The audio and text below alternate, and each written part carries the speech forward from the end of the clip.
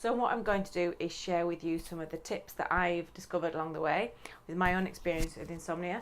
And if you opt for this video, then you're also getting the free ebook as well and the insomnia meditation. I've been working overseas in corporate. I've been working quite extensively off my adrenals. It wasn't until I crashed when I got hypoadrenal that I actually started to struggle with sleep. So when I got really fatigued and tired, I actually couldn't sleep. The adrenaline was making me to a place where I was kind of wired before I went to sleep. The reinforcement of that meant that bedtime became a negative association for me. We all experience periods of insomnia. It's only if you're finding that it's happening quite a lot in those cycles, or you've had it for a very long time, and that's when you start to think, oh, why? That's when we start to explore the mind and the body in terms of what's really going on. So we'll start to peel the layer one by one through what we're going to talk about today. That doesn't mean, getting into bed 2 hours before you need to sleep.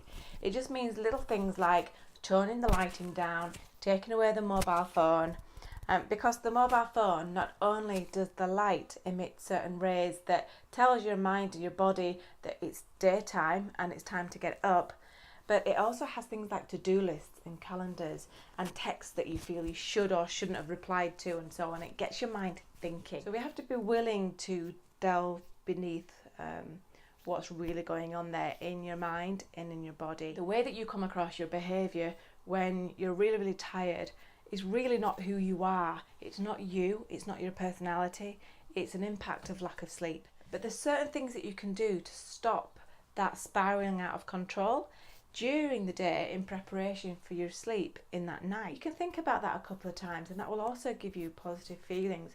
So you'll find your own way of those little things that can just shift your mood. Humour is fantastic for it. The cycle starts with you waking up in the morning, you're feeling tired, you're feeling irritable. You're feeling tired, so you have coffee. You're having sugar cravings, so you eat the sugar. The sugar highs come, the drops come, you feel tired again. You have another coffee. Then you start to feel awake, but you're awake off your adrenal glands, and if your adrenal glands are low, you're basically prodding them instead of allowing them to relax and get back to normal sensation. So you're adding from here. Your mood is impacted, the anxiety comes, the stress comes, eating more bad food, feeling lethargic, so we're not going to do any kind of exercise. It's a good idea to give lots of information and then just note down the ones that seem to stand out for you, the ones that you'd like to do. Select one or two and then be persistent and consistent with those two. So we're talking about the senses, because falling asleep is essentially about withdrawal from the senses.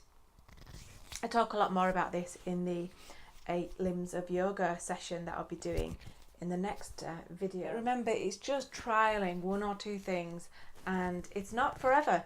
It's just while you are experiencing those intense periods, or it's become chronic for you. So if you're really serious about working through whatever it is that's bothering you, then it's worth having a go at some of these and building up to doing maybe even all of them, because in the end of the day, it's a lifestyle choice and it's not easy to just turn that ship around.